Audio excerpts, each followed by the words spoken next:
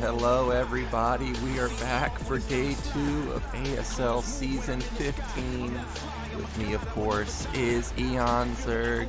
What's up, man? You got any thoughts about Group B? Hello everyone, we are back for day 2. I have many actually, Well, hit me with some of them, man. Well, I think, I feel sorry to say this, but it's not disrespect to the other players or anything, but when do you have like someone like Bisu in your group, I feel like this guy is going to shine more than everyone else. I don't know if you agree with that. Well, I mean, Bisu's by far the one with the biggest reputation, but yesterday we thought Mini was going to be the one to make it through, and he got absolutely stomped by Action and then had a really epic game versus Sock. And even though Bisu's the superstar of the group, is his Protoss versus Terran like his top matchup? When you think of Bisu, you think of Protoss versus Zerg, and also amazing Reaver control in PvP. For a long time, I actually think his worst matchup was Protoss versus Terran. So I think players like Sharp or Barracks actually have a good shot. Well, to be honest, it depends on the maps as well. That is true. But yeah, I don't think like if you talk about Bisu, I don't think you really think like his PBT is like the best. But I have like a theory as well with that, and it's like, okay, it's not like his PBT is trash either. It's just that his PBC shines so much that, you know, like it oversells the other matchups pretty much. Yeah, for sure. I mean, he's just well known, obviously, for the Protoss versus Zerg, the revolutionary player in PvZ. But someone we didn't even talk about, which is the guy in the middle, Hyun. I talked about him yesterday. Talked about the nightmares I have playing him 10 years ago on Heartbreak Ridge.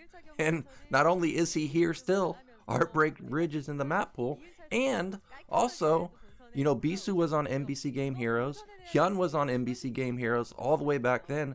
I'm sure they have a lot of history and have played tons of games, and there's going to be a lot of, you know, mind games going on in their series. That is true. This guy used to be teammates. But I'm not sure. I think like Hyun was more like a 2v2 player on NBC. Can I be mistaken that? I think he may have played both, but I know for sure he definitely played 1v1 because I talked about that Hydra Lurker Defiler style yesterday. And then there was also a style he came up with on, I think it was called Moonglaive, where he was going Guardians versus Terran.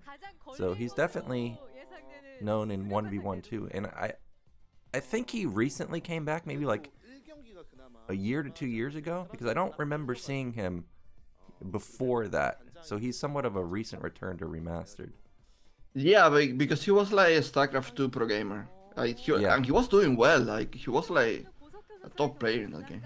Yeah, you StarCraft 2 fans, the Hyun from Wings of Liberty, this is him right here. So he was a pro not only in StarCraft 1, but also in StarCraft 2. And like you said, he had really good results in StarCraft 2. Now, as far as the Terran players, we're getting into the interview with Sharp. And I gotta say, if Sock has godly Terran versus Terran like we saw yesterday, I would say Sharp is up there also. His TVT is insane. I bring it up every single time I watch him play TVT. There was a game of him versus Flash on Ground Zero, I think 3 or 4 years ago, and it is one of the absolute best Terran versus Terrans I've ever seen. Beforehand, I had never heard of Sharp, and after that game, well, definitely put Sharp on my radar. Well, I've been like, Sharp is not a new guy to me, and I have to tell you that Sharp can be like a really frustrating player to watch because like how good he put himself in positions that are like super winnable. He is like, the question is, how is this guy going to mess up this situation and lose the game? It happens so many times to him. I don't really understand why, but so many times he's been like in a perfect position to just close the game, you know, win, Somehow the game just like it goes crazy, and he ends up losing, and it's a bit frustrating sometimes. Yeah, I do see that also sometimes, mostly in Terran versus Zerg, for me when I watch Sharp. Luckily for him, there's only one Zerg in the group, so I don't think he's really going to fall apart in Terran versus Terran. TVP maybe because, every Terran struggles with Protoss. But our other remaining player is Barracks here. Now, Barracks was on KT Rolster for a really long time, always overshadowed by Flash, obviously. He's really damn good. He's been watching or getting help from Light. There's a duo teaching session of him and Light on YouTube I remember watching.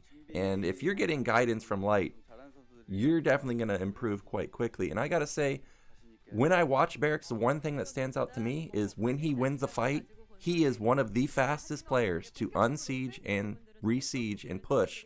So if he ever wins a fight, he's going to go kill bases real quickly.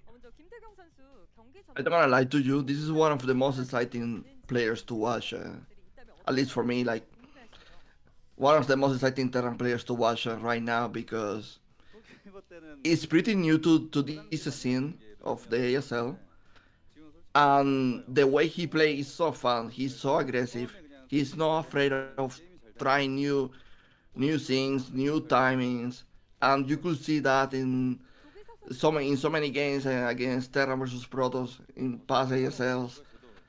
So yeah, like I'm really looking for him because, like I mentioned, he's new and he has like such great mechanics as well. It's not only that he can pull like a rush or something like that. No, he's like, I will say like the perfect mix. Obviously, it's not light level or flashy level, but I mean, the guy is really good. Yeah, he is definitely really damn good, and I know Artosis has high hopes for Barracks. He's really quick. When you watch him play first-person view on his stream, I mean, he's insanely quick, and I agree, he is also an aggressive player. Sometimes it can backfire being too aggressive in situations that you really shouldn't be. But if he keeps his composure and just executes, I think he's really got a good shot to make it out of this group. Not just in second place, but also first place, because I think this group is quite even, actually. I mean,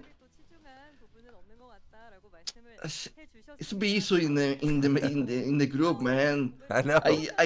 I can. You know what? I'm going to be honest. I'm not such a Protoss lover, but I respect Bisu mechanics so much that I understand. Like we're so unlucky he didn't pick Ser to play or Terran, because like we could be like watching something amazing as well. Yeah, Bisu's just got insane mechanics. With the new Brood War chart called SCR chart that we got a few years ago, there was a game, I don't know who he was playing versus, but he had almost 300 EAPM. Not APM, EAPM. His multitask is nuts. We had a highlight reel yesterday prefacing this group, and in that game versus Effort, he was literally attacking 5 bases. I would like to go back on YouTube and find that particular game, because to attack 5 bases at pro level against somebody like Effort, I mean, that's insane. That just tells you how good of a multitasker Bisu is. Yeah. I mean, I really hope Bisu does well this season, because I don't know if Flash is planning to do a next ASL, but I feel like if Flash is not in the mix, Bisu has a chance to really win an ASL. So I really hope like he takes this opportunity to do well, man, because he's been like tier place multiple times, but never get to the final. Yeah, that is true. I think last season he ran into the wall. That is Light. Light split the map on Allegro. I'm pretty sure that's the map I remember. And there was just nothing Bisu could do. He tried to recall with the Arbiters. I think he tried to carrier switch at the very end. But Light, he's just the king of defense. And with these Terran players getting training from Light, you know that they're starting to also split the map and play defensively like him. So I think it's going to be tough for Bisu versus Terrans. But maybe this is his season. You know, he's definitely fan No, favorite. but for sure. wait, Nyoken. But you're talking about light. I know, And if light's we're next talking level. about, but we're talking about light, and then like if you think about like these split maps, not many patterns can do that. Like I honestly with you, only flash and light are like able to do that. Maybe last in his prime as well, but I don't think like someone like Barracks, for example, can do it that well, like light or flash loses. You know what I mean? So I I have like hopes for Bisu to really shine in this group. I feel like it's a perfect group. I feel like his mechanics are going to carry. I have no doubts, to be honest. Well, we'll see, man. I hope he does, because Bisu's one of my favorite Protoss players. Like you said, his multitask is insane.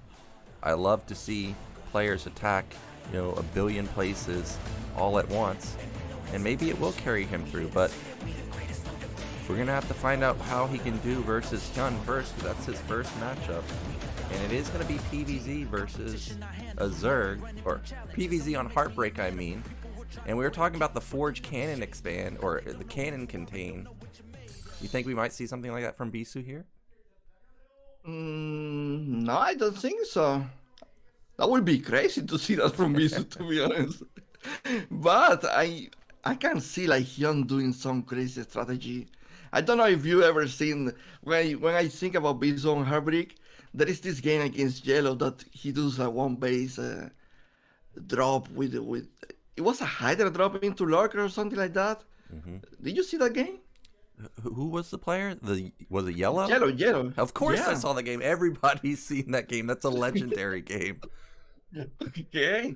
So I think maybe he can try something sneaky, because Heartbreak is like so many options to be aggressive. You can take out the mineral, or maybe you can do a lurker rush, or maybe a drop. I don't know. It's because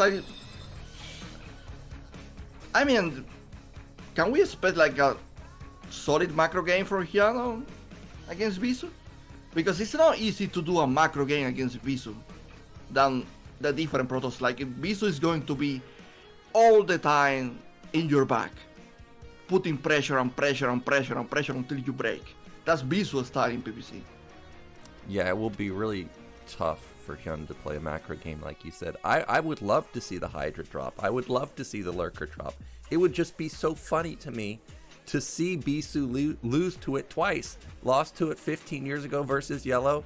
15 years later, lose to it again.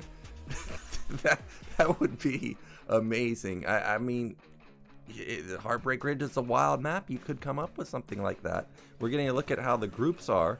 Friday, not tomorrow, we're going to have one of everybody's favorite groups. It's, what did it say? Soma, Ample, Best in Mind. I think Soma is most Zerg players' favorite Zerg player, and he's looking very, very strong those days. But also the return of Mind and Ample, two Terrans that have not been in ASL for quite a while. You know that I really expected Soma to win an ASL early on, even with Flash in the mix. And I'm gonna be sad he didn't win an ASL yet. I feel like he's been in positions to do it, but yeah, it's a bit sad he didn't win yet. And that's really high praise if you think he can win ASL even with Flash in the mix. And also, you know, Light is kind of taken over the Terran race too. So I guess he's got the chops potentially to do it this season. Like I said, a lot of Zergs really like Soma. I'm kind of on the fence about Soma personally. Sometimes I love his builds. Sometimes I'm not so in love with his builds, but generally he does play really insane, and he always is leading the charge in the Zerg meta. Yeah, that is true. That's the guy that changed everyone to do the switch from 3 hatcheries to 2 hatcheries. That's true. Alright, we're getting a look at the profiles. As you can see, a very high win rate across the board for Bisu, and he's got a ton of games played versus Zerg. A 60% win rate pretty much versus all the races though, so the versus Terran matchup was even higher than I expected. By the way, Nyoken, Heartbreak is not Bisu's best map. No? No. I don't think it's most Protoss' best map, Protoss versus Zerg. I think Actually, I funny enough, I have seen Bisu lose championships on this map. Oh yeah. Yeah, I mean, So there's just so many ways to be annoying on this map, whether it's the drops that you talk about, or the lurkers taking out the temples, or just trading flat out effective on the high grounds. I mean, at some point, you've got to go onto the high ground, and if Hydras are already sitting there, you're just taking shots for free without vision. And now we're getting a look at Hyun's history. You can see he doesn't have that many games played, and damn, is that all the way back in Season 3 was our last appearance of Hyun? I feel like I've seen him before recently. Maybe, I don't know, but it said Season 3 he made the round of 16. I'm confused. I thought that was his first season. Yeah, I'm not sure. I'm not sure exactly. I felt like Hyun had played in a recent ASL, but maybe I'm thinking of ASL Team League. But regardless, yeah, maybe it's that.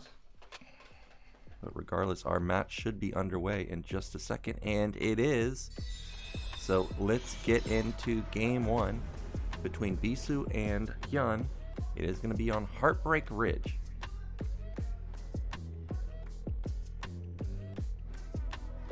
Oh man, this opening. Imagine Bisu sends one worker like to Hyun's main right away. It's going to be so crazy.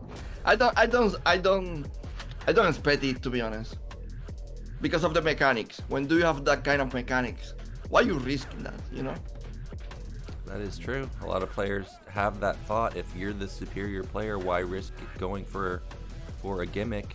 But, you know, Bisu does have killer instincts. You know, he's known for, making that Protoss Pro retire, Pokju. He went for proxy gates in the mineral line of the opposing player, and I don't think we ever saw that player play again. And we are ready. So it's time to get into game one of Bisu and Hyun.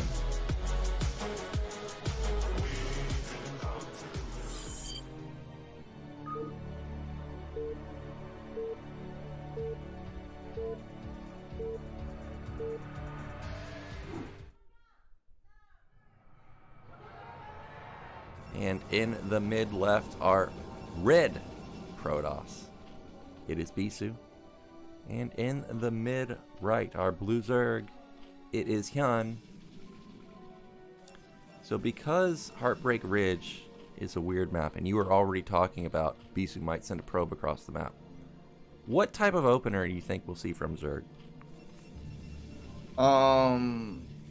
We can see like a 9 pull with a Strator trick to get the extra drone. Okay. And what is that looking to do? Is that looking to stop proxy gates, or what? No, it's to punish Nexus first, for example. Okay. Well, we do have. Sometimes you send sometimes you send a drone early on to take out the mineral in the back of the expansion, and you try like faking that you're going to attack in the natural, but then you just like take the back and go into the main. But he's not doing that. Yeah, and there's no 9 pull here, not even an overpull. So I guess all that we're really left with is either the 11 hatch or 12 pull. And I don't. This is 11 hatchery actually. Yeah, so it is going to be hatch first, and we do have a gate opener from Bisu, and yep, there goes. This is interesting because now like he can actually like go place a pylon and just keep sending silos. No, I think that's an option. Even a cannon rush. Yeah, could be a cannon rush, but with the silos, with the gateway. Oh, with the zealot, you're expecting a cannon rush? Okay, I did not expect that to hear that. Well, we've got drone. I think like Hyun is trying to block it. But now Bisu is playing normal. Bisu is playing Nexus, not really Forge or anything crazy. Okay, so just a normal opener, and So far, we actually haven't seen a single Zealot pop out just yet. You know, a lot of times I see at least one get rallied across the map. Did he cancel a Zealot to just go straight Nexus? I mean, it looks like it, because I feel like a Zealot should have definitely at least have completed by now. Yeah, he didn't make Zealot, I think. He went straight to Nexus. Alright, well, 11 hatch, pool follow-up, 240 gas. This is more of what I imagine ZVP to be, this gas timing. And what does this signal to you? Does 240 gas tell you anything about the build order of Zerg? Could be Hydra. Hydra? But he seems maybe he knows by the scout timing that Bisu is doing one game first. So he's like not really worried about the layer timing. So like 40 is like good enough to go layer as well. But at the same time, I feel like Hyun is playing a bit too greedy, like not really making enough Zerglings to defend the seals are coming. No, he's making more now. Okay. But yeah, it's like it was really solid eco game from both players, I would say. Yeah, Hyun definitely maximizing his econ there by building as few drone links as down. possible. But one drone died. Now I do have to point out the cybernetics was the building follow-up for Bisu after the gateway. So this is like mini played a couple seasons ago, and he loses a second drone. That Silos has range. It feels like it sometimes. That is a forge in the main, so that means +1 weapon will never be cancelled. If there's a Hydra bust, yes, you'll be able to take out the cybernetics, but that's not really an important. You see Hyun lose 2 drones, totally change the plan. Now he's probably going then. Yeah. He's not going lair anymore. Yeah, I think he's obligated. When you're playing at this level, you can't lose 2 drones this early to somebody like Bisu, so he's going to all in. And I think, you know, Bisu probably already recognizes that it's probably going to be an all-in. He's got his Corsair or his Stargate coming really quickly, so he's going to scout it out anyways. That Zealot almost gets another drone kill. Hey, okay, I saw the Bisu National. There is almost no space to make cannons in that in that expansion, man. That was a sick drill, and yeah, that's what I was worried about with this placement, is the lack of surface area for the cannons. Like, you can see it right there. If the Zerg pops that, I will say the most bottom cannon, that one right there, he'll have access onto at least the gas, maybe even the Nexus from the very bottom position. And we do have Citadel follow-up after our Corsair. There is link speed, so Bisu... I mean, Bisu, I don't think he knows it's a Hydra build. Yeah, for now, he really hasn't gotten anything into the main to actually check, and these speedlings are going to keep the Zealots at bay. The Sair, I'm a little surprised, instantly killed the Overlord. A lot of times you see Protoss players send it across the map because they want to see what's going on, but he's decided killing the Overlord right now is more important. And it actually supply blocked Hyun, so there's only 3 Hydras out on the map right now.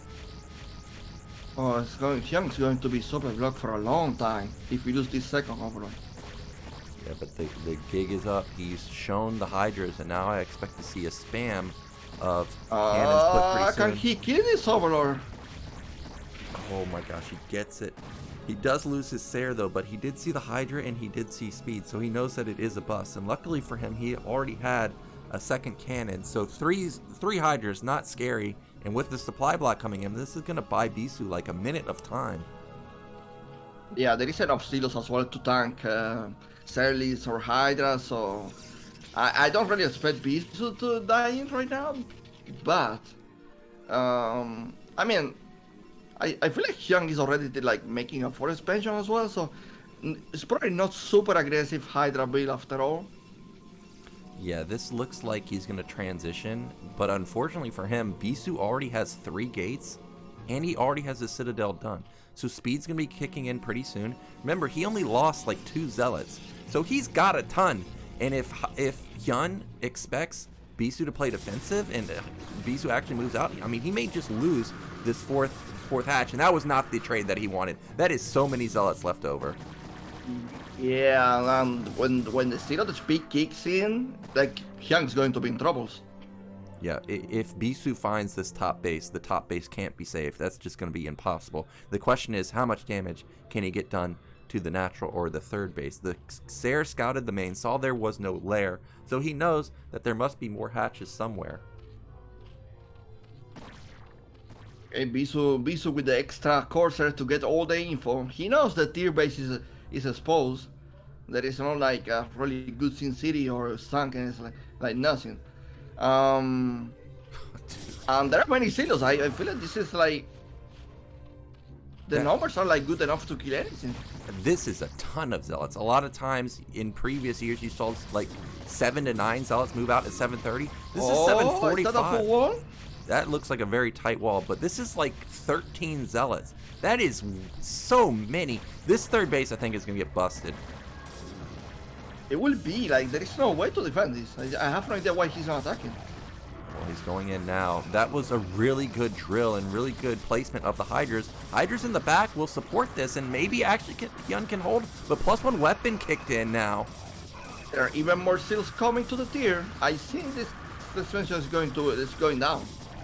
Yeah, this looks like it's not going to be held, and we're probably going to see a tap out pretty soon because that Corsair is still alive, racking up kills. Meanwhile, DT into the natural. Into the natural. And it is going to... Is it going to walk into the main? It is going, and it's going to get into the main. Hatch dies also. Clinical, man. This is what Bisu's known for. This is what you were expecting to see versus Hyun. He's just so deadly in this matchup. Oh my god, I think Hyun didn't see that he didn't die. He's losing all the drones. Yeah, he just now realizes and taps out. So Bisu making it look easy versus Hyun. Those 2 drone kills in the beginning really forcing Hyun's hand going into the Hydras, and you just can't take economic damage like that versus someone like Bisu. Look at that set play. He can't even be frustrated. He's like, oh my god, what just happened? I know. Like he was the one going for the bust with the Hydras, and then all of a sudden he's the one getting busted. He definitely was not expecting that. Alright, clinic start for Bisu. Clinic PVC. No mistakes. No mistakes at all. So he's already going to the winner match, and yeah, that's cool, man. That's cool. Good start. Yeah, looking really solid in that particular matchup, and that puts him into the winner's match, of course. Also going to be best of 1, so now he just needs to figure out who he'll be facing off against.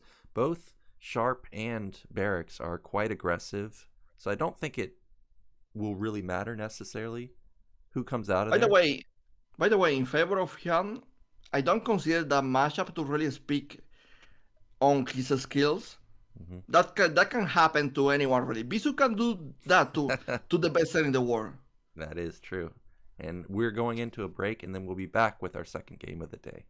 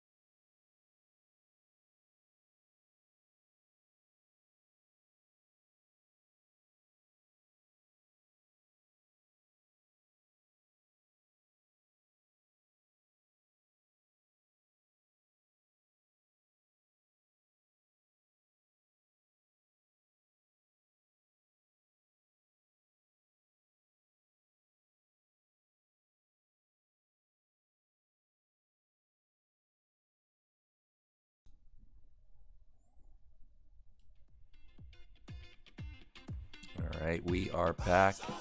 Oh, forgot we got our Hot 6 promotion here. Remember, yesterday I was talking about on Team Liquid, they have a event going on where if you either cast or make a clip and ASL likes it, you could potentially get a free t-shirt or free jersey. So definitely check out the Team Liquid thread to get information on that. And then this specific promotion they're doing right now is Ask ASL, which is if you go to the Africa Esports website, post a question, they may actually choose your question to ask the players. Of course, probably need to write it in Korean so that they can understand it, but you might get picked if you got a good one. Yeah, they have some good prizes, man. It's always fun to win a player jacket or a shirt, you know. I remember I actually won a Flash shirt. Oh yeah?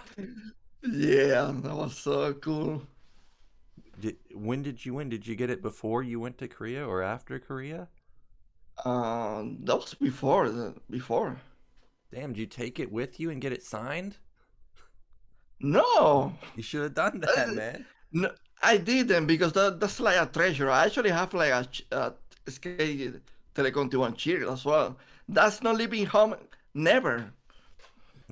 Okay, yeah, you don't want to risk ruining it. I understand.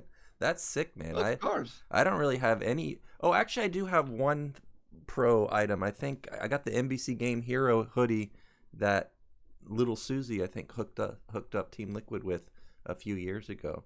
That's the only real pro attire that I actually got, though. We're getting a look at the stats for both our players. I can't remember what Sharp's stats were, but I'm telling you guys, he's a beast, Terran versus Terran. Meanwhile, Barracks, not looking too hot in TVT, but he's definitely very good also, and it is Heartbreak Ridge, and I think it's going to be very important that both players play a style that gets them map control on the map, so I do expect to see like 3-fact Vulture play, because if either side gives up map control and somebody loops around, you know, to that temple, takes it down, all of a sudden they're going to have access onto the natural mineral line, and I think maps like Heartbreak Ridge fit both player style because they're quite aggressive. Nayar can call me if I'm wrong, but on Heartbreak, there are timings that you can actually like punish the main from outside with siege tanks, right? The main? Yeah, if you build your factories over there, yeah, for sure, you can definitely hit from over the side.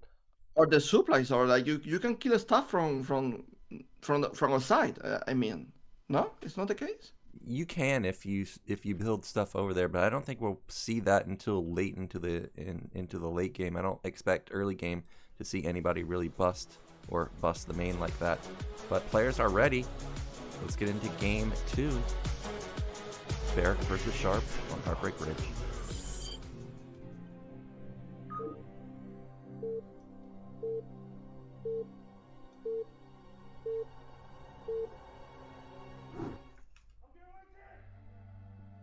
And in the mid-left position, it is the one and only Sharp. And in the mid-right, is it his season? It is Barracks. And Barracks is so aggressive that I can actually expect him to build a factory inside, like, Sharp base. I've seen it. I've seen players build it at top left, for example, and float it in. That is definitely a viable strategy. Unless you build a depot or something over there, you actually don't have vision of that part of your main. And we don't see any players sending out an SCV, so it's not going to be an 8 racks from either side. It is going to be a normal game. I guess really what we're waiting for is, will anybody go gasless, or are we just going to see normal 12 gas builds? You know what? That's a good question. This is a old school map, so TBT I feel like changed when it comes to openings, when it comes to timings. It's not the same play styles anymore from these days that this map was released. Oh yeah, for sure. These days, if you don't know how to play 3-fact Vulture, you're gonna be punished. Like, you can't just play Tank Goliath. You can't just play one fact, one port, you have to have vulture play in your arsenal, and you have to be somebody that mixes in other styles. So we will. Maybe I'm freaking out, but the right base mines faster than the left one. Yes. Because like Barracks actually made that refinery like way early than Sharp. Yeah. So now every player has figured out all the minerals that you can boost, and you can see that he is actually boosting that top mineral patch right there just slightly. There may even be a second patch that you can boost. I know Royal boosts both patches every time he spawns on the right side, so it does give Barracks a slight advantage. You can see it reflected in the minerals already. He's up a decent amount, but it's so minor. I don't expect, you know, a timing to ever, you know, hit because somebody mineral boosted, but it does allow you to get a factory slightly faster. Hello, SCB. That is a 225 factory, by the way. That's nuts. That's one of the fastest factories I've ever seen. I don't think it was an 11 gas either, because supplies are even. So that's insane. Yeah, I was like, wow, he made this factory so fast. Yeah. Like it was like almost 100 minerals difference. Yeah, normal factory timing is anywhere between 2 minutes and 30 seconds and 2:35. So it's at least 5 to 10 seconds faster than normal. That is a big deal. That allows you to go one vulture into add-on if you want and not really get punished. It also allows you to go into fast 3 vultures real quickly. The standard follow-up is to go 2 and then add-on, so it could catch Sharp. You want off machine guard. shop. Oh, You want machine shop. or you can go straight machine shop. Wow, but this is so risky because if Char is making a vulture, I don't know if he's doing it, then he can like be aggressive. Yeah, he could get aggro with his first vulture, knowing that it should be a tank, but that is quite risky to go straight tank. I don't expect him to actually go straight tank, and he's not. He is going to build a vulture first. He just wanted to get the add-on quickly, so probably wants to just rush speed ASAP. Wow, that's so crazy that Barrack has his machine shop, is going to get his vulture or tank, I don't know what it is. And Sharp doesn't have machine shop. He has one vulture, 2 vultures now. So like clearly like early advantage for Barracks in my opinion. Yeah, and there's the typical follow-up that I was talking about. 2 vultures into add-on. Sharp going into a second factory. Second factory timing for Barracks is pretty much just matching, and there is a building at the top of Sharp's base, but I think that's just a depot. Okay, and he is respecting the potential for there to be a Wraith. Remember yesterday, Haya definitely didn't respect the potential for Wraith, and he got really punished in the sock game. So Armory coming down for Sharp, make sure he doesn't get caught off guard. Yeah. We do have 2 factories for both players. Probably going to be 3 factories, like you mentioned. That's the play style right now. Yep, and we do have the 3rd factory for Barracks, whereas no 3rd factory for Sharp just yet because he got the Armory. So he's going to be going Goliath right after maybe like 5 vultures or so, and that's going to allow him to pop this Barracks real quick, and that's going to force Barracks to make a decision. Does he flood factories, or does he just stay content on sitting on 3 or 4? You can see Barracks is desperately trying to hide his 3rd Barracks, and he has. That's really good for him.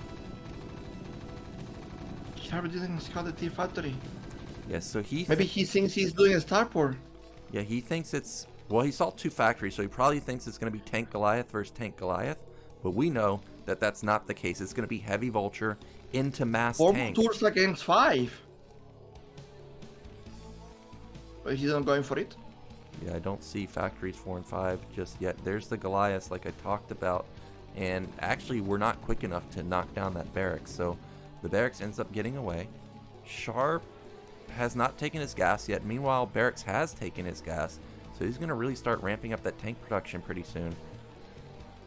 I don't know, what is that supply? Why he's building a supply like almost blocking the entrance? Yeah, so the reason for that is the Barracks can actually land there and nothing can get out. Oh, okay.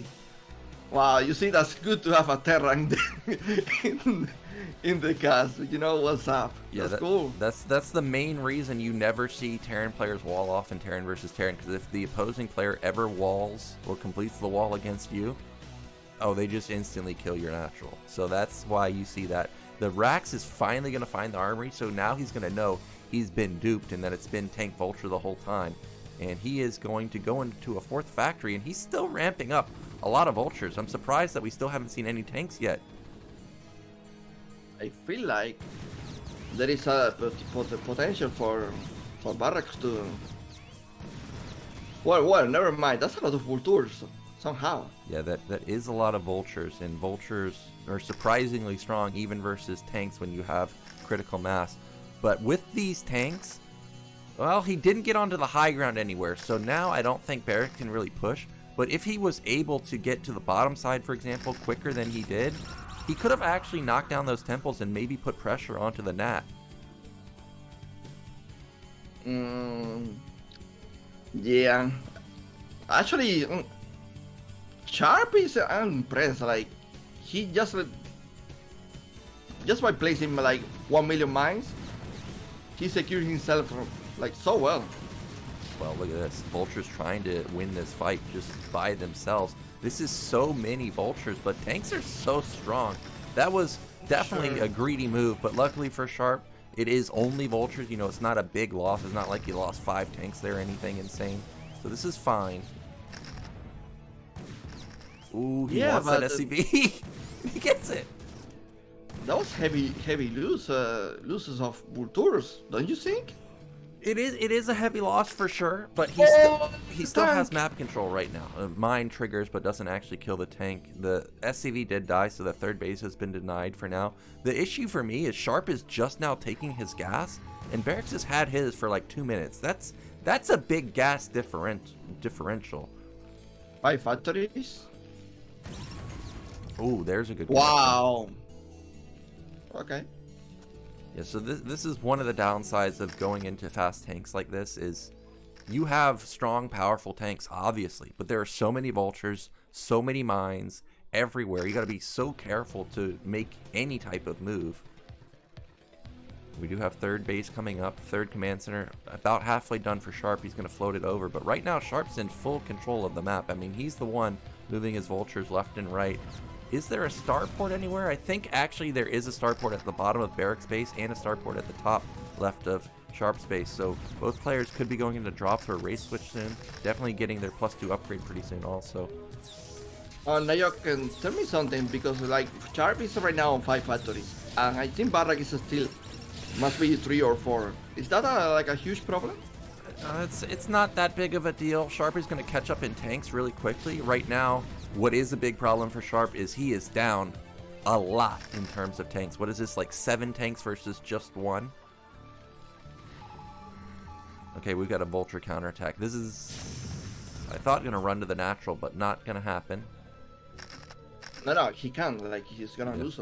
Yeah, there's too much defense right there. I like how both players have stuff sitting in the center of the map. You do not want to let that base go to either side. That has a double gas, and obviously gas is hugely important in Terran versus Terran. Third bases are going to complete for both sides, and we've got even supply, so pretty much a even matchup right now. But like I said, tank advantage way in favor of Barracks right now. Yeah, it feels like the foundation is like better for Barracks, but I mean, it can change with drops and... Yeah, I personally like Barracks' position right now a little bit more, and I would really love if he can move his tanks from the center to the left side, because then we could elevate her into the main and go for that siege on the main that you're talking about, knocking down depots and factories. For now, it's just the Vulture drop into the main, but this should rack up a decent amount of kills. It's doing damage already.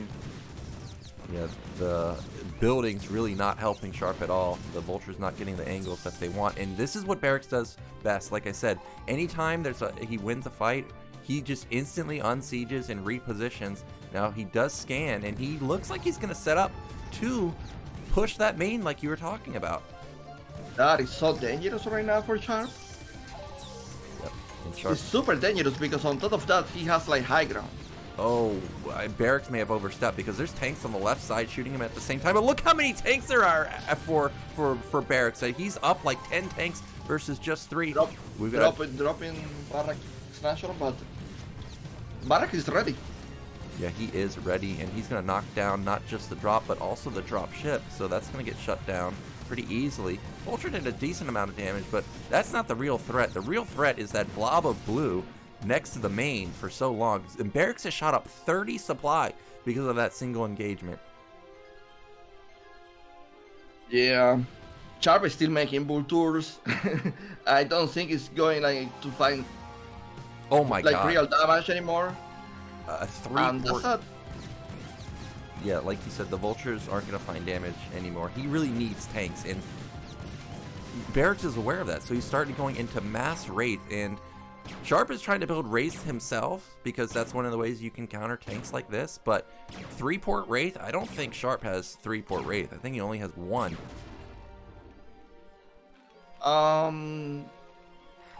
It's too early to do the Grace switch? No, it's like... Go ahead.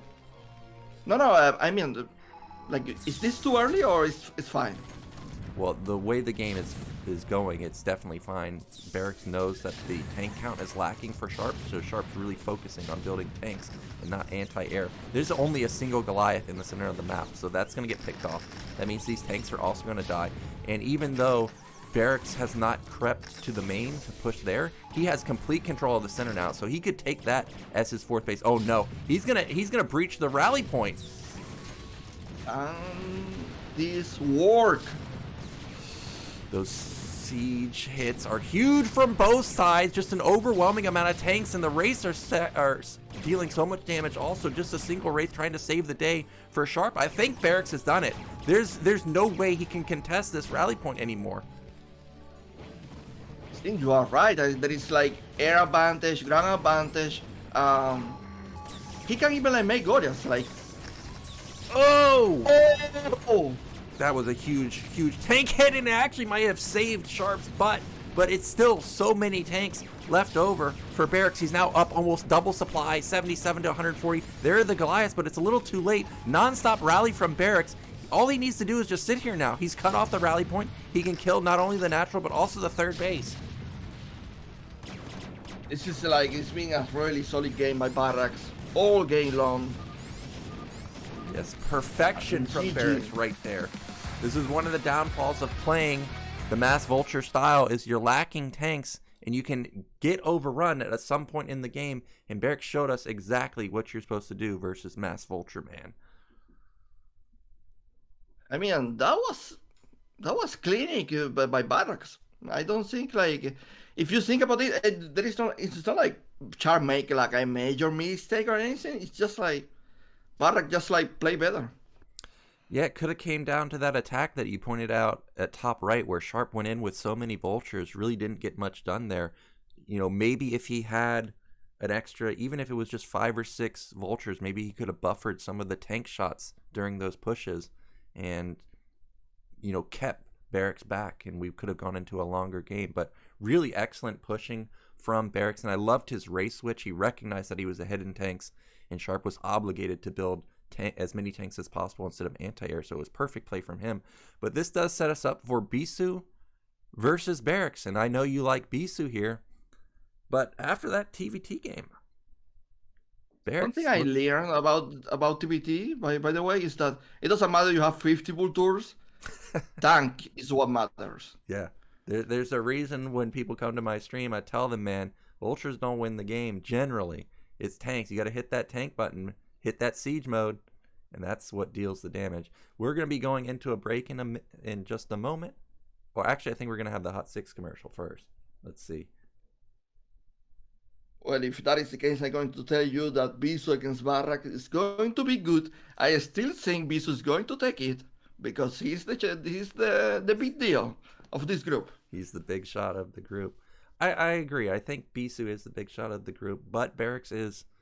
Up and coming is not the right word, because Barracks has been a pro for, you know, a long time. But when you think of top Terran players, Barracks probably not the first one to come to mind. And with the guidance of Light, like I said, he is dramatically improved. I mean, he's definitely a big time threat. I can't give you any experience of my own versus Barracks on the ladder, because whenever I queue him, he instantly leaves because of the lag. But in the Pro League games, he definitely looks very strong.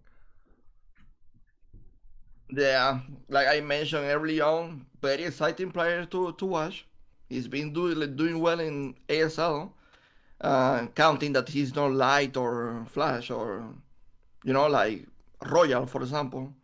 But yeah, very exciting to. I mean, as I mentioned early on, like it's not just that he can pull a rush or anything like that. It's like he can play a really solid game with great mechanics, and that makes like a huge difference. Yeah, just like last game. I mean, there was nothing rushed about it. There was no early game shenanigans from him. He just let Sharp throw vultures into him, and then he just overwhelmed Sharp afterwards. I mean, that's exactly what you should do. And like I said, he pushes as fast as anybody I've ever seen. Maybe Barracks could be the 2023 Rush or Royal. Rush did really well 2 years ago, and then Royal last year, crushing it. Oh my God! Don't curse like don't curse Barracks like that. Now we're going to see the ASL champ 13. ASL champ, not Rush, ASL champ Barracks, man. Yeah, ASL champ 30. No, ASL 30 champ Barracks. Oh my God. ASL 30? That's supposed to be Artosis this season, man. ASL 30 champ Artosis. Well, he need to make the ID first. Oh, is that what? Okay, yeah. I'll tell him that's what's holding him back from accomplishing his ASL dream. Yeah, man. All right, well, it looks like we're going into a break, so we'll be back in just a second.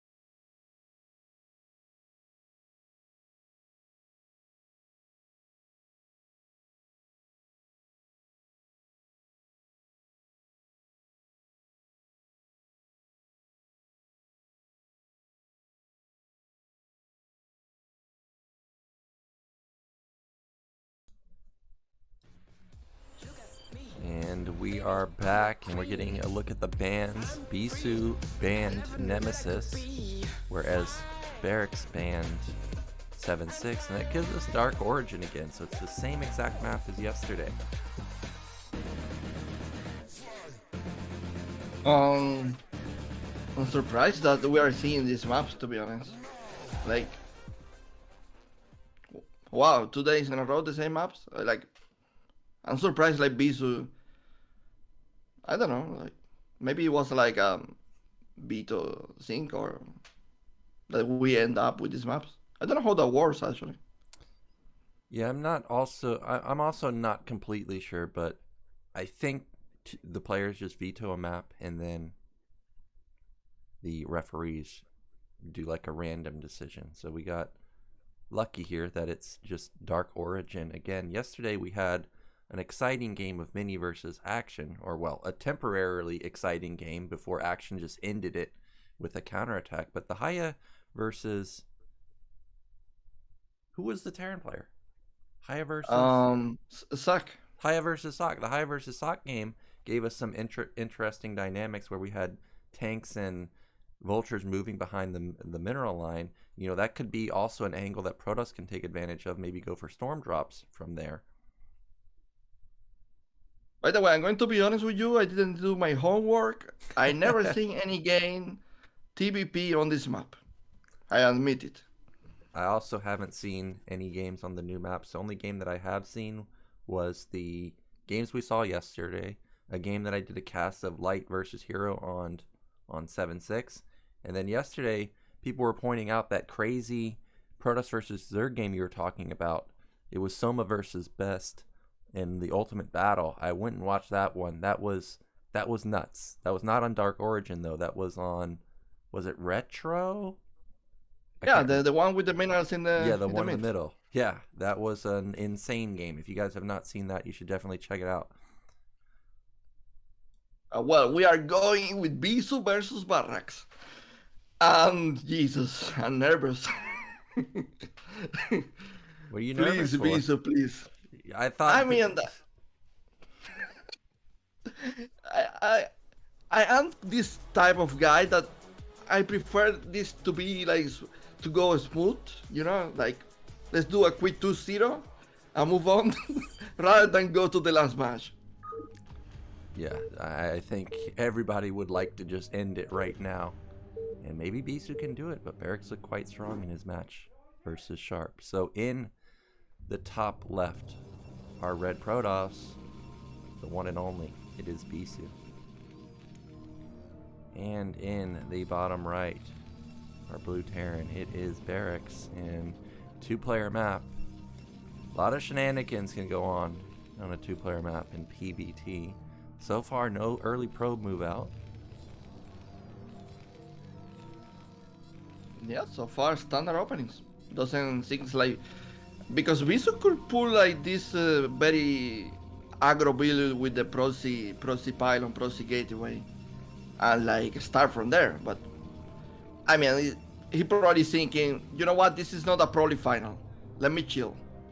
I mean, he could be, but we've got a forward pylon here, so this is going to be a forward gate. Maybe it could also be gas steel into Nexus. That's also a common follow-up. And that sign, there are a lot of Bisu fans apparently that said take Sheen, which is Bisu God, he's the GOAT, and then the previous signs were talking about how this is Bisu's season. So a lot of fans for Bisu, and we do have the forward gate instead of the Nexus follow-up. And Barracks, okay, just putting a Barracks down in his, that's a fast Rax also. A lot of times you see like a 125 Rax. That was a 118 Rax, so he's gonna get about half a Marine faster than usual, and he is gonna get gas stolen. Okay. Well, this changed a bit the dynamic of the matchup right now. Is Barracks prepared for that? Does he have like a plan to follow this? He definitely does have one, because 10 Racks, you know, it's actually starting to become a thing. I think players have recognized they really need to control the Zealot earlier, so they are willing to cut slightly in SCV to make sure that they do have an overwhelming amount of Marines, and that is a second rack. So the answer, does he have a counter to this gas steal? The answer is yes. Now remember, the probe saw the SCV move out, and he may be wondering, okay, where's your SCV, man? I know you sent it. Wow. So, I mean, it doesn't really mean that it's going to be like super all in, but at the same time, it's like super aggressive. Yeah, this is very aggressive. Terran has to win with this push, honestly. I like because I have seen this build on Blue Storm. Terran players making the barrack inside, but inside the main, and it's just like a defensive move. But this guy is Proxy. It means aggression. Yeah, this means that we're going to be pulling SCVs and try and actually end the game with it. Now, the gas is going to get killed, but it's going to get restolen, and that's going to suck big time. Wow. But I wasn't ready for that. I actually think this is going to backfire for Bisu, because Barracks doesn't want this gas. Like, he doesn't care that this gas. He actually doesn't need the gas, to be honest. Yeah. So this is just 100 minerals that Bisu doesn't have. And but Bisu is scouting like what is the CC then? Yeah, because he has to be investing in minerals. Yeah, that's the thing, is Bisu's gonna be wondering, what the heck, man? Where's your command center and where's your SCV? He's still rallying rallying zealots across the map though.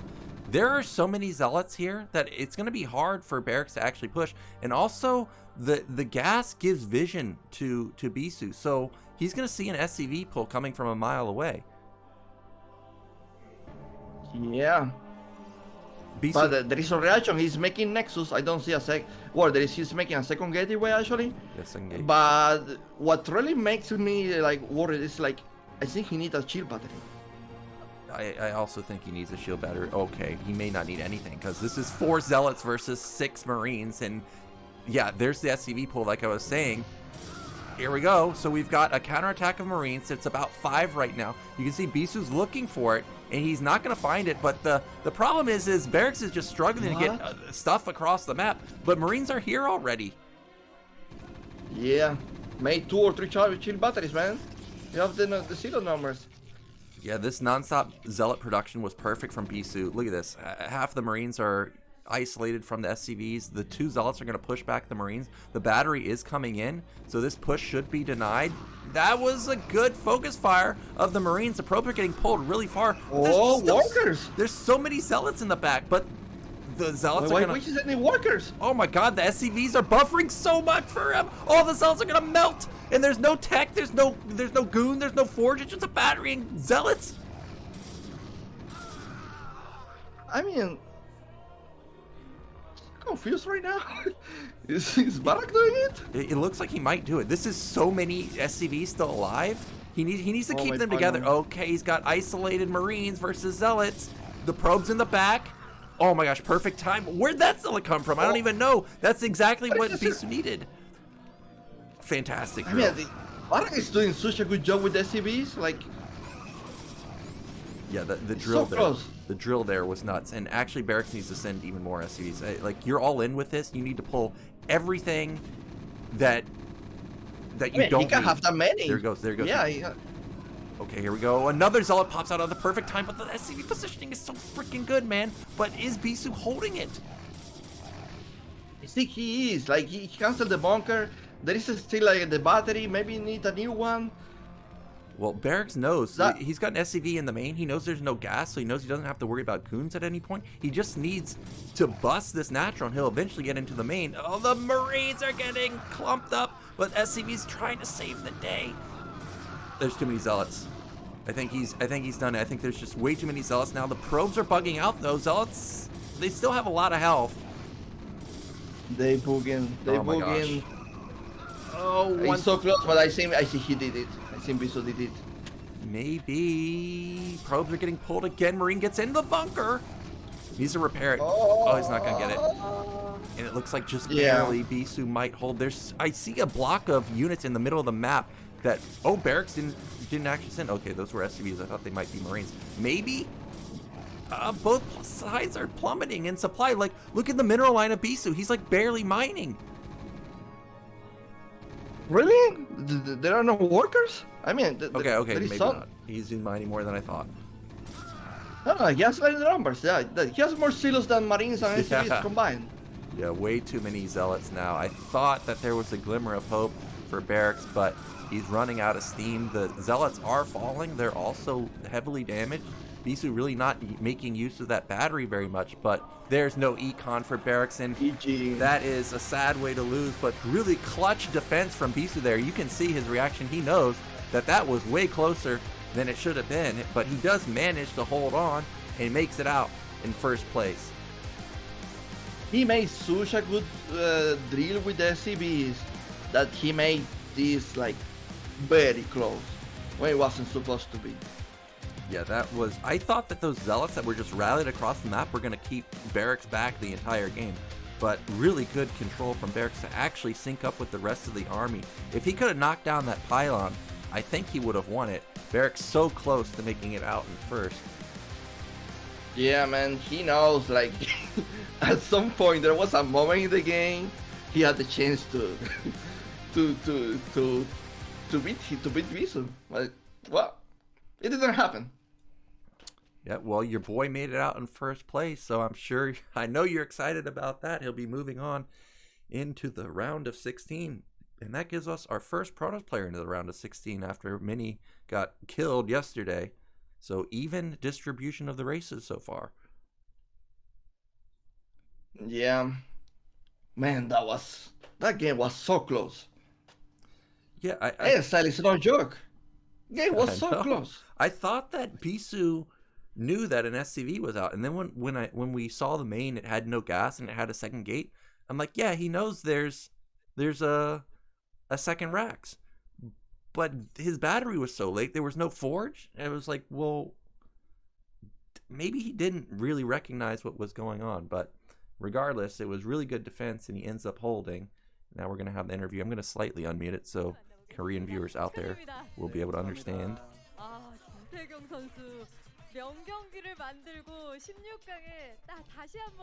Well, that leaves us with Hyun versus Sharp in our losers match. We know you predicted Bisu to make it out in first place. Well, what are your thoughts on our losers match?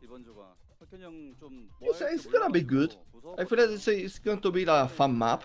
I don't think not the most easier map for third players, because I feel like it's defending in this map for the expansion is difficult. So that means that there is maybe like going to be like super aggressive action in the early stage to get some advantage and carry that to the late game. If that doesn't happen, then I feel like it's going to be like a really difficult game for Hyun. Yeah, I played Hyun on the ladder, and at the time I didn't know that it was him, and I thought I had him. Like, I got him, man. But then he countered back with really good defiler control, really good use of plague and lurkers. And I do know Sharp is a bio player for sure. He's not somebody that mechs in turn versus Zerg. He's 100% like Rush. He's bio all day, every day, baby. And if we do get to mid game and Hyun has good econ, I will actually favor Hyun in that scenario, because I think he's got really impeccable Hydra Lurker Defiler usage. It's really damn good, but in the early stages, if Sharp can make something happen, I think he's going to be the one to take that series. But it could go either way, just depending how the game goes in the early stages. Yeah, exactly. I feel like Hyun, something that doesn't really have a Sharp is that like his mental pressure is probably stronger than Sharp. Like he's used to the competition, used to play on stages, so like I feel like that excels in Hyun's case compared to Sharp. Yeah, and also he not only just a lot of stage presence in Brood War, also a StarCraft 2-star, so you know he's used to traveling to international events, being on the main stage. So yeah, that could also be a factor. I know players or a lot of fans have a lot of expectations for Sharp every single season. Like, he's definitely a top tier Terran. You expect him to do well, but for some reason it never ends up actually being his season. So maybe this could be his time, just like Barracks. Barracks already showing that he's obviously a force to be reckoned with. By the way, guys, sorry we don't speak Korean, so we don't actually understand what Bisu is saying. But I'm pretty sure he's saying that he's like happy to be back to advance to the next round, and he's probably going to train very hard. I mean, it's supposed to be an exciting season for Bisu. Yeah, I'm trying to listen, but there's too many words that I don't recognize him. But he said something about this season, so I guess he's, you know, probably saying he's got expectations to do well this season or something along those lines. He looks quite strong already. The Zealot control, fabulous, and obviously the Preuss versus Zerg. I really like that cybernetics follow-up after the gate on Heartbreak Ridge. When I saw that, I was like, oh, I've seen this. And then he crushed everybody with that gameplay or game style a couple seasons ago. Yeah, that was really strong timings. Yep, so we do have our first finalist from Group B. I'm sure we're going to be going into a break in just a moment, and then we'll be back with our losers match, which is going to be Sharp versus Hyun. So don't go anywhere.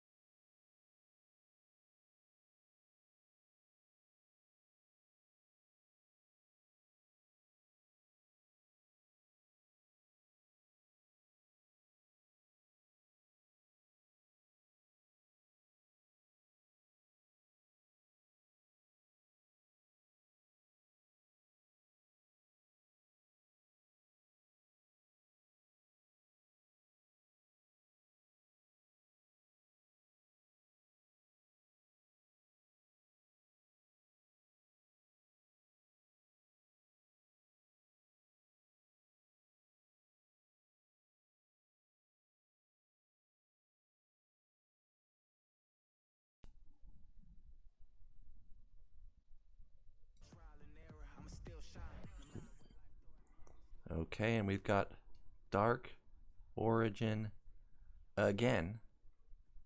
So we are going to have another matchup on this particular map. It'll be the first time we see TVZs though, and I don't think there's really anything crazy about this map that we're going to see in TVZ specific to this map. I mean, I think it would just be a normal game. Is the travel distance any different from other 1 versus 1 maps? I think it's pretty much the same. I think I remember seeing that it was something like 36 seconds. That seems pretty normal rush distance to me. So I don't expect this to really dictate, particular play styles from either side. I think we're most likely going to see the 2-hatch Muta, of course, in the bio play.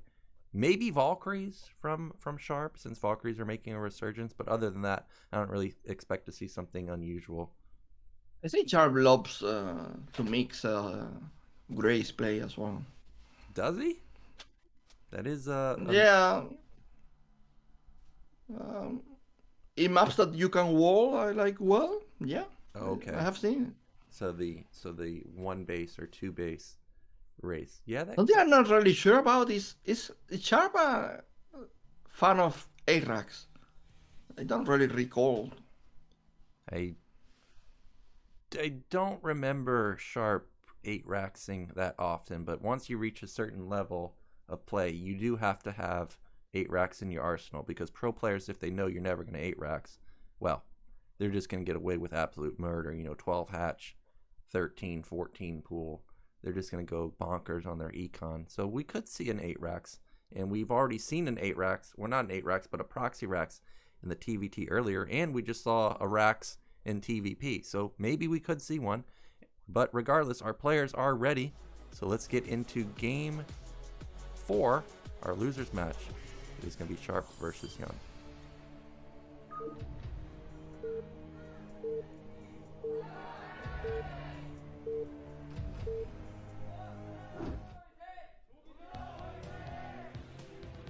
And in the top left, our Terran, it is Sharp. And in the bottom right, it is Hyun. Now, I guess one weird thing about that map, about this map, is that mineral patch behind the mineral line that you can see at the natural. And also remember, it has that that building there that you can knock down to open up. And there is a back. Oh, we've got a 5 pool. Oh, no way. Wow, man. All right. From all the options. Wow. I don't even last time I saw a 5 pool. Yeah, all right. Maybe it was like Flash against Rush in the ASL that he played random. Yeah, I think that particular game, Rush went for a 7 pool. Now, I've got high opinions on this. Do you like 5 pool in Zerg versus Terran compared to like a 4 pool, for example? Not really. Unless, I mean, I don't even know if I am supposed to say this. But I don't compete anymore, but in the maps that Terrans does wall, 5 pool is great. Is it good? Okay. Yeah. Well, you kill so many people with that way. It's crazy. Okay, well, maybe this can do a bit of damage if it is a wall, but it is not. Now, my personal opinion of 5 pool versus 4 pool is... By the way, this is like the worst case for him. Really? What? Because it's just a 2-player map? Or what? No, because of the way the Sharp is playing.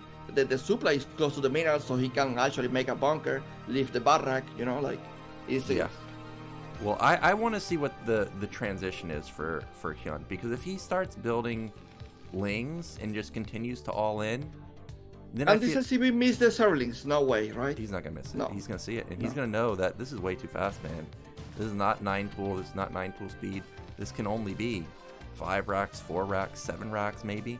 There is more Lings, and when you 5 pool like this, you do have econ, so you will be able to transition, but a lot of times you don't transition. You can't transition well in Zerg versus Terran, unlike Zerg versus Protoss. Sharp is actually going to hold his ramp instead of building a bunker. I think Hyun is transitioning already. Oh, he loses 1 SCV, but it's going to deal more damage than that. That SCV is going to fall. He's going to lose another SCV. No, he doesn't. He saves that one. He loses 3 SCVs, but he holds his ramp. This is so interesting, Nyoken, because he's playing a macro 5 pool. Yeah, that's the only thing only difference between 5 pool and 4 pool is you have slight eco advantage, or it's slightly more eco. Your pool is like 5 to 8 seconds later, so if you're going to play this 5 pool, it has to be transition. If you're going to just all in, you might as well at 4 pool. So he did get like 5 workers. I don't think that was enough damage though, but he did at least kill 5. Oh, he pulled like he forced the pull as well. The pull of many workers. Okay, there we go. And he forced a bunker. Wow, it's so crazy. I didn't see any Zerg playing like this since Haiba. Do you remember that guy? That was like the master of 5 pulls into macro games. Yeah, but that was Zerg versus Protoss, wasn't it? That was Zerg versus Terran as well. Zerg versus Terran? Oh. I don't remember. Yeah, I'm pretty sure. Well, killing 5 SCVs and forcing a bunker, all of a sudden that's more worth than I was expecting it to be. I would wish we had like a count on the workers right now. This still feels like an advantage for Sharp, but this does put him in, you know, a weird game state. He's not going to be completely sure where he stands. He's not able to get into the main. Did this guy go for a 3rd hatch, or is he actually going into 2 hatch gas? I mean, the hatchery is about to finish. It is finished. I don't think like Shark can pressure this. Well, he's going to try for now. He does have 5 Marines. He still has SCV alive. So 6 Lings I don't think beats that.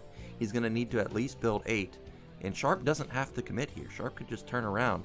Just forcing Lings is going to be devastating to Zerg's already hurt economy. No, he's not committing. There is no way.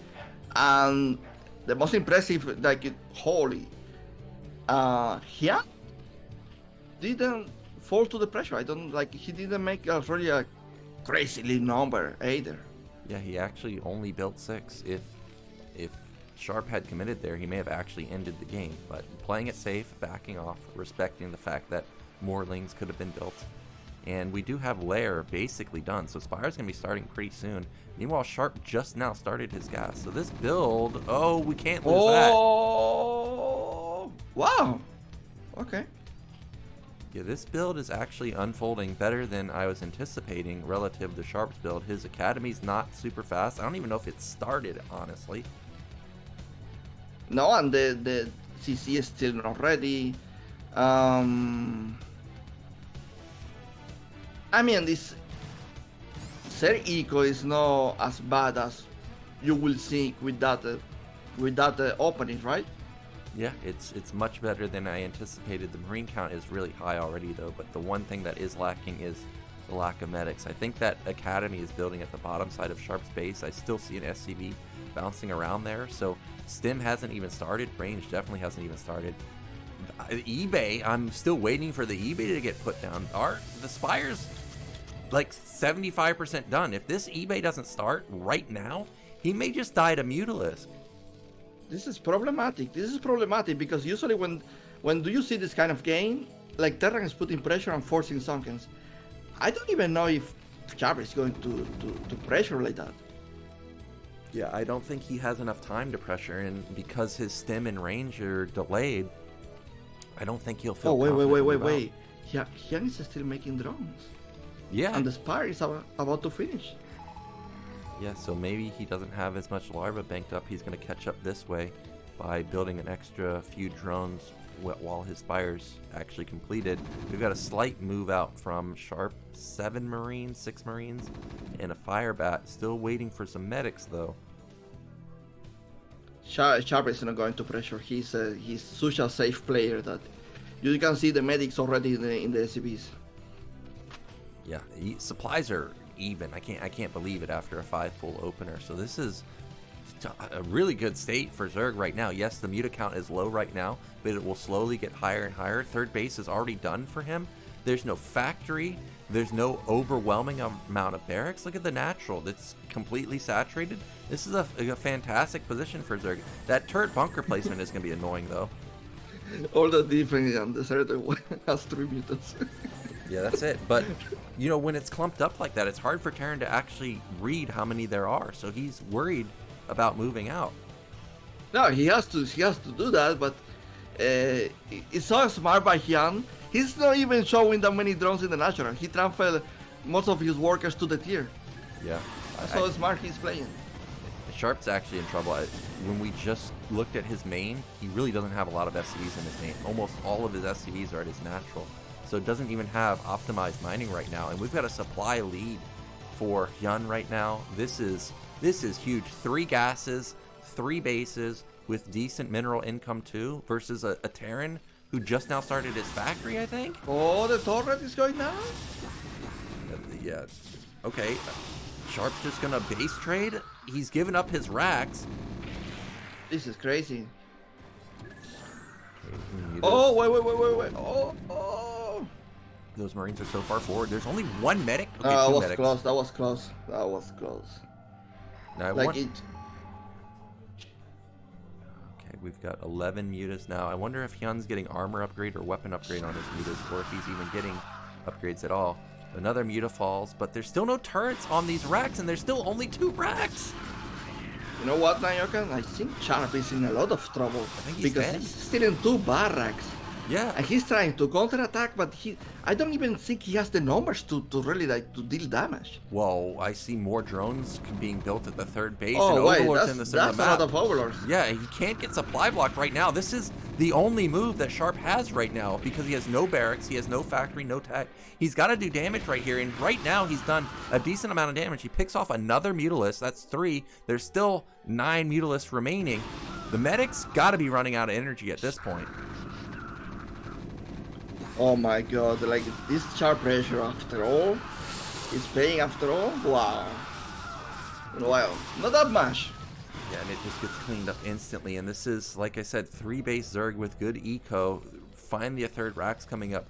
The starports are coming down. Oh, there's an army. It's Okay. +1. It's +1 ready.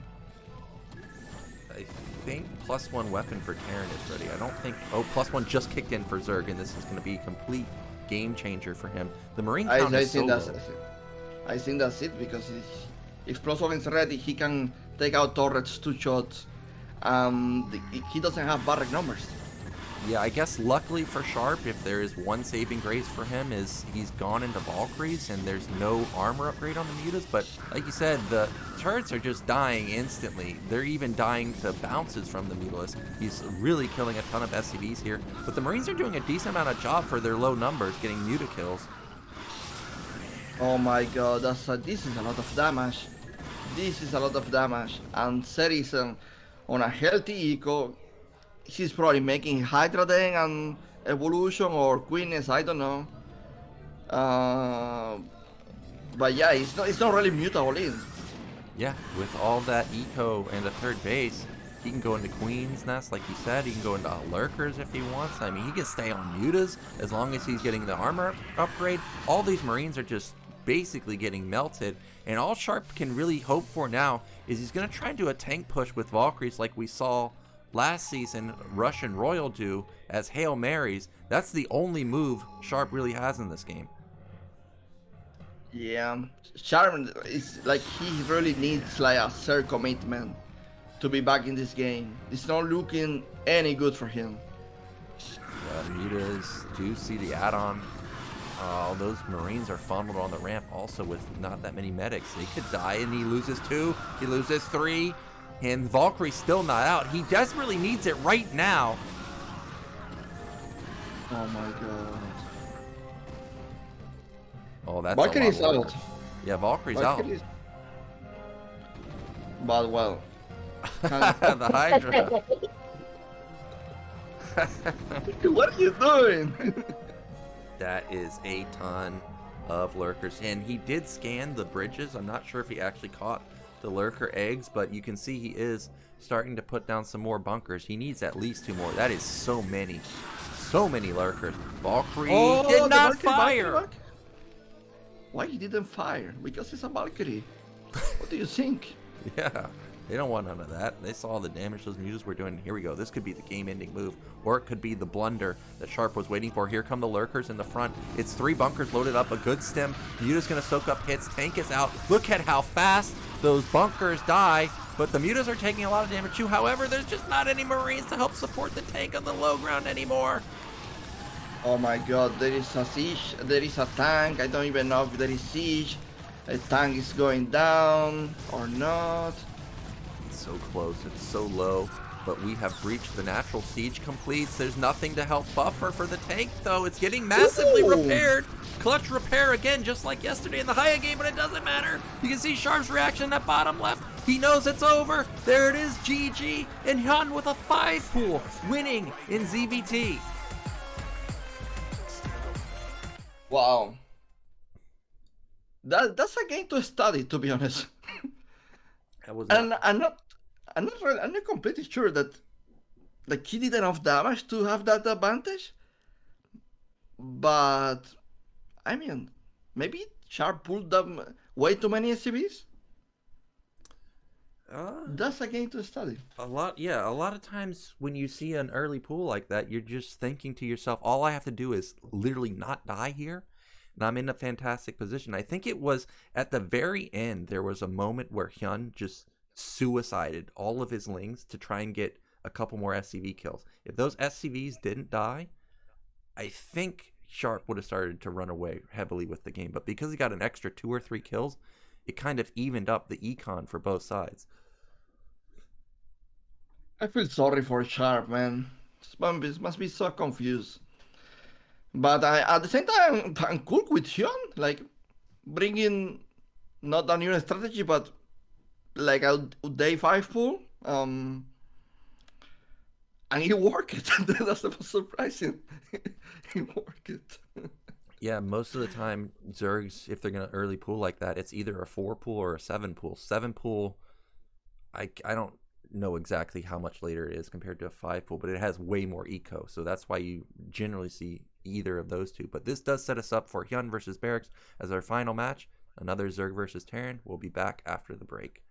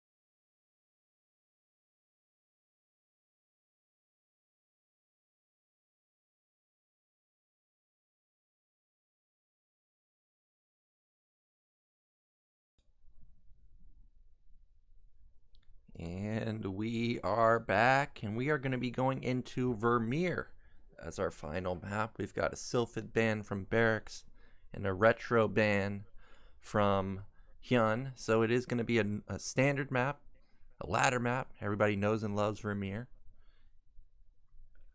I agree. I think it's a really fun map. It's for sure one of the best ladder maps right now, if you ask me. Yeah, you know, every time they have a new ladder season, I'm thinking, like, at some point they got to remove Fighting Spirit, right? But they just consistently keep it in there. But if they were to remove Fighting Spirit, I think Vermeer could be just the go-to replacement. I mean, it's a fantastic, fantastic map. Every base has gas. And we've had a lot of epic games on Vermeer. First one that comes to mind was, I think, Soul Key versus Mong, either last season or the season before on Vermeer. It was an incredible game, like a 40-minute game, split map scenario. In the end, Sulky was the victor. But really, really cool, heavy macro games usually you see on this map. And now we have Hyun versus Barracks in the final match. Yeah, and funnily enough, we saw Barracks go for early aggression, aggro, all-in play with the Barracks with the Proxy racks versus Bisu, and then just a moment ago we saw a 5-pool in the Zerg versus Terran game. So both players really playing aggressive in their latest match. I wonder if either player will go for a similar aggressive opening. I don't think we're going to see 5-pool again, but maybe something like 9-pool, maybe put pressure on the Barracks. I don't know, Nyoken. Do you think imagine from your Terran's perspective that you just saw this guy doing a 5-pool against a Terran? Will you like go 8 racks or something like that? I personally wouldn't, but they might. They may be thinking like, okay, there's no way he's going to do it again, so I'm going to go for an early aggressive opener like an 8 racks or BBS. Imagine he goes a 14cc now. That would be like... That would be pretty nuts. And in the top left, our red Zerg, it is Hyun. Meanwhile, in the top right, we do have a Barracks. Okay. You know, this kind of games it doesn't always comes to a skill, but it's more like about confidence and who stays like eyes in this moment. Who handled better the pressure? I mean, exactly.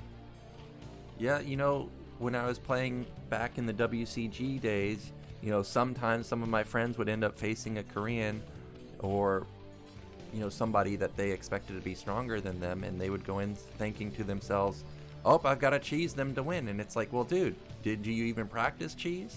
Like, you've got to have confidence in your own ability. It doesn't matter if you're facing Jaedong or Flash or whoever.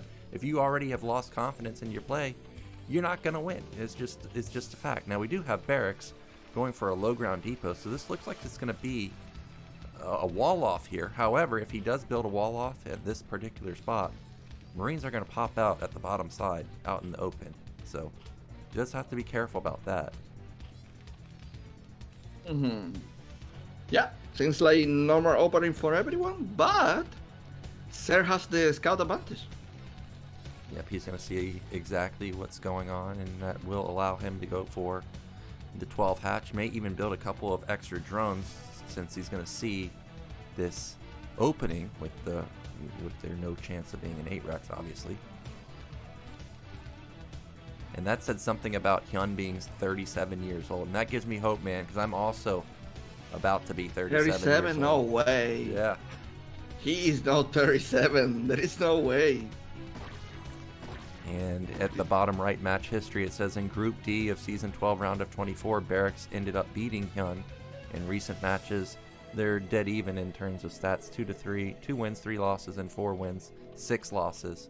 So overall, their percentages versus the respective races are even.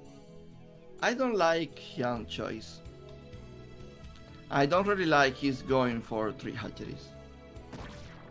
And why is that? I mean, like, I prefer the early mutant. But you know what? Hyun in StarCraft 2 used to be a macro monster, not a cheesy guy. Oh, I know. I feel like that he translate that to Brugwar in his second era of Brugwar. Well, what I do like about this 3-hatch play is if you think about what Barracks saw last game, other than the 5 pool, obviously, Hyun left a drone on the ramp, and meanwhile he was going 2-hatch gas. Now this time, there's a drone on the ramp, and we've got 3-hatch gas. So Barracks may already be thinking, oh, it's the same build, I gotta go 2 racks, I gotta go rush an academy, but not the case here.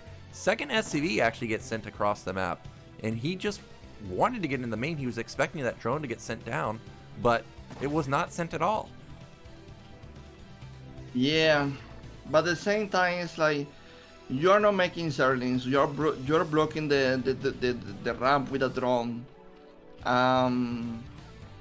It doesn't really smell 2 hatcheries. Yeah, it does seem weird at this point to not have any lings at all. It even from Terran's perspective may be thinking, dude, did you 3-hatch before pool?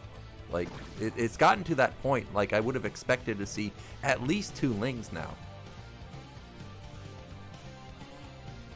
There we go. There's the first 2 lings. And meanwhile, in Barracks main, this is a 2 racks, and that is a completed gas. So this is about like a 320 gas, 330-ish academy. So he's going to be going into maybe not necessarily a stem rush, but he will have the ability to put pressure onto the Zerg, force a few Sunkens out. Yeah, for sure. He's going to, I mean, if he doesn't make that many Zerglings, he's probably going to force like 3 Sunkens. Do you think, like, I mean, the standard these days is like go factory, but do you think like there is an option for Barracks to go more Barracks instead of fast factory? Yeah, for sure. If he gets an idea that this is a 3-hatch, we could see for sure at least 4 racks. We got the eBay going up at the top right of his base, so even though this is not going to be a 5 racks. Oh, that's a Hydra den. That's a Hydra den? Yeah. Okay, well, it's going to be... And it's in such a position that I don't think you can scan that. Well, he may just be dead already because these lings don't have speed. Stim should be... No Okay, Sunken. that's a lot of lings. Wait, but there is Firebat. Yeah, there's Firebat, I know. And he's... there there's are 3 Firebat. Okay, this... Okay, this okay, might... man, Sunken. Yeah, I mean, he's making a Sunken. It's not done yet, but Terran's going to have Stim. Oh my god. If he goes right now, he might be able to overwhelm these lings. If he waits, he's not going to. Is this a deciding situation here? Oh my gosh. The lings in the back, they are not synced up with the rest of the army, and all the lings melt before they can get synced up. There's only 1 Sunken left over. Firebats are going to knock that down. Marine's going to knock it down. Now the drones have to be pulled. Maybe he's just barely going to hold simply because there's only 1 medic, but he loses so many drones. He keeps the medic. He is still alive. That's oh my gosh. So much damage. Yeah, this is game-ending damage. There's nothing here still. I think that's Hydra's being built because he wanted... Oh my, it's Ling's being built. There's still a Firebat alive. There's almost no drones left over for Hyun. Wow.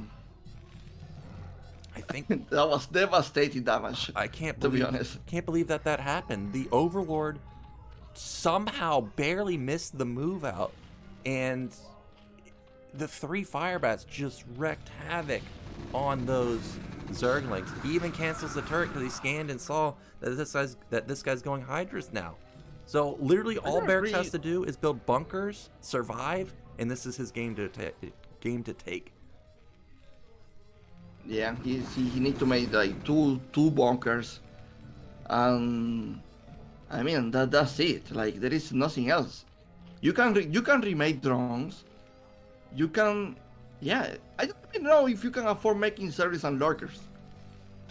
Yeah, it's bad enough that he lost the drones, but he also lost the lings also. So now, when he does this ling lurker bust, you know, there's not 30 lings to buffer anymore. Yeah, oh, please don't die to a lurker hole now. He scanned it. No way. Oh, he's still gonna go for it. Oh, that's a good hit. That is not the move that Barracks wanted, but okay. I mean, I still don't think it matters. Not. It is not. But oh, it's a boxer. It is not, but I mean, he probably knows, like, he's confident that it's getting over already, so. Yeah, well, this is one way you can throw your lead. No, I imagine this like, imagine Sir with more drones. That could be such a problem. Yeah, it could be a big time trouble. It's a good thing that he eliminated so many drones. I actually think Hyun, after that trade, has started to drone up. You can see his supply slowly creeping up. It's at 30 to 60 now, still obviously down in the dumps, but way more manageable than it was a minute ago. Oh no. Oh, that was a really good surround. Yeah. And Lurker is going to be pushed back. More scans going down. You know, Barracks actually does have to be careful about over-scanning, obviously. If they were hold position, Lurkers there. Talk about Barracks' mental strength. Like, guy is showing off, to be honest. I know, he's not playing afraid at all. Yeah, he's not scared at all. He realizes he's got the upper hand and he wants to push his advantage. He's playing confident, like you were saying. He's going into a tank push. This is going to be absolutely unstoppable. There's no Defiler anytime soon. There's no support for the Lurkers. It's literally just Lurkers. And there's no way they're ever going to be able to range those tanks. Witness. You know why like Barracks is doing this? Is just he doesn't get like Lurker contain or something like that. Yeah, exactly. I think that's the one thing that can actually get Barracks is if there's hidden Lurkers on the map, and he just doesn't want that to happen. So he's using a lot of his scans, but he's trading effectively every single time, and he's obviously keeping Zerg at bay. Oh my god. He just needs one more scan. Yep. And then he's probably going to end it. Oh, well, he's going to end it right now with the tanks. There's no way Zerg can engage this. Another Lurker falls. I think once Hyun sees the tanks, he's going to tap out. I will say Barrack played this solid and all. I think the attack was a really good. The read with the 3 firebats, that was a really good. But I feel like Hyun's strategy overall, I'm gonna be disappointed. Like I mentioned right away. Like, yeah, I was a bit disappointed with the choice. Well, if there were not 3 firebats, like you said, I think the Lings actually win the battle. But those 3 firebats, I mean, who builds 3 firebats with their first push? It was the correct call, and look at that micro. GG comes out from Hyun, and Barracks, he is going to be our second player out of this group. Congratulations to Barracks, man. Good job today, to be honest. He played a really good game against Sharp. He played a super close game against Bisu. And now he finished it with a bang against Hyun. Yeah, he really did play well today. He really came to play. Almost got out in first place against Bisu. The Marine push was quite strong. Had Bisu on the ropes. But I was mostly impressed from his Sharp game. There's always a moment in TVT that I don't understand completely. It's the person going mass vultures. If they ever build too many and the other player's going tanks, that exact scenario unfolds where the tanks just overwhelm at some point. I've never know when to actually switch into tanks, but Barracks, he had a really good push, secured the win, and then obviously great game versus Hyun there. The 3 firebats, I don't know what he saw. I wish we could get the replay to see if he scanned that it was Lings or what the reason was for all those firebats. Yeah, very solid. I mean, win-gain decision. That's it. That was like win-gain decision. So we're going to be going into interview pretty soon. I'll increase the audio for that, for you Korean viewers out there. And that is going to be the end of Group B. Did the games go as you expected, Eonzerg? Did you expect Hyun to do as well as he did? I think overall, yes. For some reason, I visualized the final match to be Sharp against Barracks. So yeah, he actually like elevated the expectations, because on top of that, he was like super creative with that 5 pull against Sharp. Made it work. So I'm not totally disappointed with him. I think he did a good run. Yeah, and I don't have like anything negative to say. Just like maybe the last build, not my choice, but like we mentioned, Barracks made 3 firebats. Yeah, nobody does that. in scenarios where the Terran player doesn't build 3 fire bats, the Lings are just going to run that over. Because there was only 1 medic. It's not like there were But at the 3 same time, medics. Nyoken, if you are like making 3 hatcheries and you're only making 1 sunken, what is that? There has to be something. Yeah. What are you doing? Yeah. I still can't believe that Overlord missed the move out, because when he was moving out, I was like, okay, well, this isn't going to work. This guy's got a lot of Lings, and he's obviously seen it. He's going to be able to sunken. And then Barracks was halfway across the map before he even started the creep colony. So, bit of a misstep there, but it happens sometimes. Yeah. And Barracks is happy, man. I'm happy for him because I feel like this guy is bringing like something different to the table. That's why I like about him. It's not the same, oh well, we have a very solid macro player that knows how to defend. No, he's like bringing his own thing to the table. He's not light. This is a guy you mentioned early on that he's been teached by light, but at the same time I feel like he's like bringing something different. It's not exactly like copy paste like, you know. Yeah, he definitely has his own flavor, and I like how he doesn't just autopilot, okay, I do this, and then I do this, and then I do this. He recognized he had a massive advantage versus Hyun, so he went into the tank push, which, you know, tank push you don't really see often in Terran versus Zerg. Generally, people just transition instantly to vessels, but he recognized that, hey, I can just actually go in this game, so I'm just going to go do that. Yeah. Well, tomorrow we've got Group C. We've got Soma. Tomorrow? Oh, not tomorrow. Friday, we've got Group C, which is Soma, Ample, Best, and Mind. I know you love Soma, obviously, being a Zerg player, but what about second place or a second place finisher from the group? Who do you think is going to take it from the other players? Can you repeat the group? I was like, I was loose already with Soma. You say Soma, I lose my mind. I think it's Soma, Best, Ample, and Mind. That's such a good group. The return of Mind. Mind is scary in TVC. He is. So is Ample. Ample's a very aggressive player. If he sees you with no sunkens, he's stimming across the map all the way to 10 health on his Marines. He's not letting that happen. He's very dangerous in TVC. But then we have the Protoss vs Terran specialist Best, the macro god. It's going to be a difficult game. So the first match is going to be Soma against Ample, and then Best against Mind. Okay. It's so easy to fall to the logic of let's go with the big names, Soma and Best. But I think in this case I'm going to fall to the logic and go with Soma and Best. Yeah, I feel like I haven't seen Mind enough. I know he's made like a comeback within maybe the past few months or a year. Ample, he's good, but I like Best Protoss versus Terran more. So I'm going to also lean Soma Best, but I think Ample and Mind surprisingly have a shot, but it's going to be really tough, especially versus someone like Soma who's, you know, changing the meta daily. I wish we could see the maps so to really like give like more insight prediction, but yeah, I feel like maps can tell a different story sometimes. That is true, and we're getting a rundown of how today went.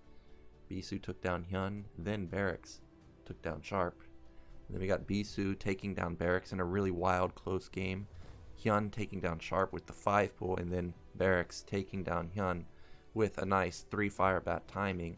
And that gives us 2 Terrans, 1 Zerg, 1 Protoss so far in the round of 16.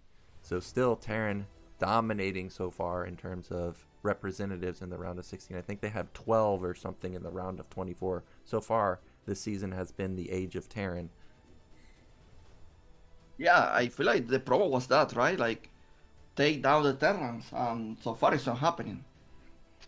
They're resilient, man. Those tanks, those mines, they do a lot of damage, and really hard to bust Terrans at any moment.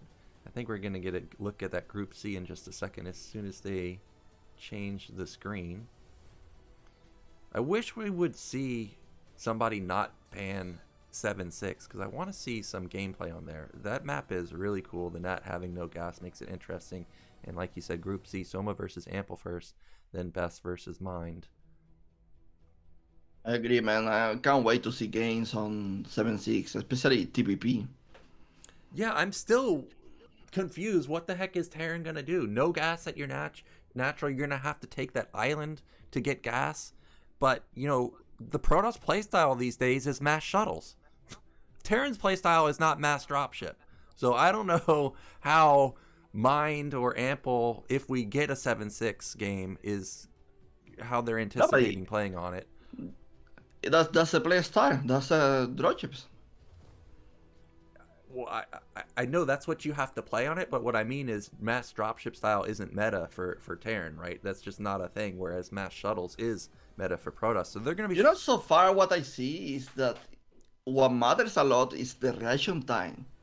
Because if you drop all the Goliaths from your dropships, and then you are like the first one dropping, and you get to shot these shuttles, Protoss has no chance. That is true. Goliaths, you know, they're 3 or 4 shotting shuttles if they unload first, but you got to be on top of your game. You got to have vision with your eBay or whatever floating, making sure that you're in position. Not only that, you need to do that all game long for maybe 30 minutes. Yeah, it seems like it would be a really tough map, but also it's not even that easy for Protoss versus Zerg or Terran versus Zerg. A game I saw of Light versus Hero. Hero put like 6 Hydras on the low ground, sat outside the ramp, and just one-shotted Marines as they tried to filter down. Like, you can't even get down your ramp sometimes. That's interesting, Nyoken, because there is so much like new play styles happening in this map. I have seen people like going mutas into 4 groups of scores against Valkyries. Yeah. Yeah. There is so much innovation in this map that this is one of the reasons that I'm excited to see games on this map. Now, will I like to play it? Probably not.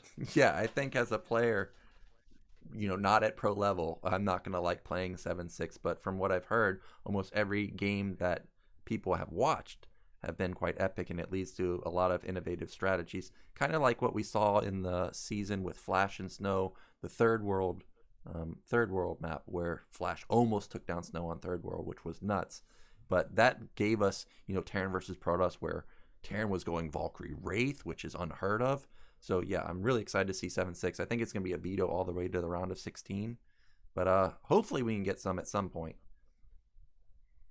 That's crazy, because if there is one player that put effort actually into training it, I feel like could be like a granted point. It could be who?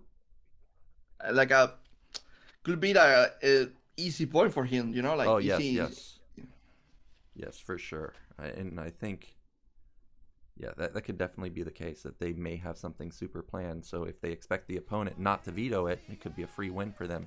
But that's it for us. Well, guys. Yep, go ahead. Yeah, guys, see you next Friday with the amazing group of Soma, Best, Ample, and Mind. Thanks for having me, Nyoken, man. Yep, it was fun, and we'll see you on Friday like Eonzerg said. That's going to be in 2 days from now. It's going to be a great group.